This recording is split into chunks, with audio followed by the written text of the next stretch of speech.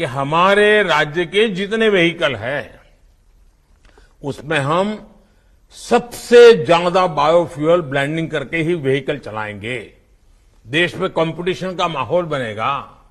देखिए, पर्यावरण मंत्रालय को इस पॉलिसी को ओन करना होगा, उसे ग्राउंड पर मजबूती से ले जाना होगा। इथेनॉल ब्लेंडिंग के नए रिकॉर्ड आज भारत बना रहा है।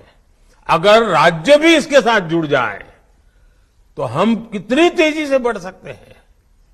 मेरा तो सुझाव ये भी होगा कि हम इथेनॉल उत्पादन और इथेनॉल ब्लेंडिंग राज्यों के बीच में स्पर्धा हो। साल में एक बार उनको सर्टिफाई किया जाए कि कौन राज्य, और इससे कारण हमारे किसानों को बहुत मदद मिलेगी। खेत का जो वेस्ट है वो भी इनकम देना शुरू कर देगा। हमें इस हेल्दी कंपटीशन को बढ़ावा देना है। ये तंदुरुस्त स्पर्धा राज्यों के बीच, शहरों के बीच होती रहनी चाहिए। देखिएगा, इससे पर्यावरण की रक्षा के हमारे संकल्प को जन भागीदारी की ताकत मिल जाएगी। और जो चीज आज हमें रुकावट लगती है वो हमारे लिए नई क्षितिजों को पार करने का एक बहुत बड़ा माध्यम बन जाएंगे। अब देखिए, हम सब ने अनुभव किया है कि एलईडी बल्ब बिजली बचाता है, कार्बन एमिशन बचाता है, पैसे बचाता है।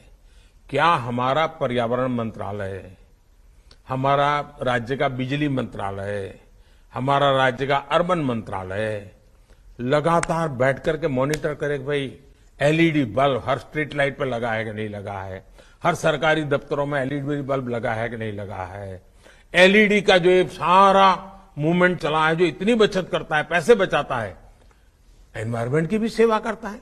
आप इसको लीड कर सकते हैं, आपका डिपार्टमेंट लीड कर सकता है। उसी प्रकार से हमें हमारे संसाधनों को भी बचाना है। अब पानी, हर कोई कहता है पानी को बचाना ये बहुत बड़ा काम है। अभी जो हमने आजादी का अमृत महोत्सव में 75 अमृत सरोवर बनाने के लिए कहा है, क्या पर्यावरण मंत्रालय, वन विभाग इसको लीड कर रहा है क्या? जल संरक्षण का बल दे रहा है क्या? उसी प्रकार से पर्यावरण मंत्रालय और एग्रीकल्चर मिनिस्ट्री मिल करके भाई ड्रिप इरिगेशन, टपक सिंचाई, माइक्रो इरिगेशन, उस पर बल देता है क्या? यानी पर्यावरण मंत्रालय के ऐसा है कि जो हर मंत्रालय को दिशा दे सकता है, गति दे सकता है, प्रेरणा दे सकता है और परिणाम ले सकता है। आजकल हम देखते हैं कि कभी जिन राज्यों में पानी की बहुलता थी, ग्राउंड वाटर ऊपर रहता था, वहां आज पानी के लिए बहुत बड़ा जंग करना पड़ रहा है। पानी की किल्लत है, हजार 1200 फीट नीचे जाना पड़ रहा है। साथियों, ये चुनौती सिर्फ पानी से जुड़े विभाग की नहीं है, बल्कि पर्यावरण विभाग को भी उसे इतना ही बड़ी चुनौती समझना चाहिए।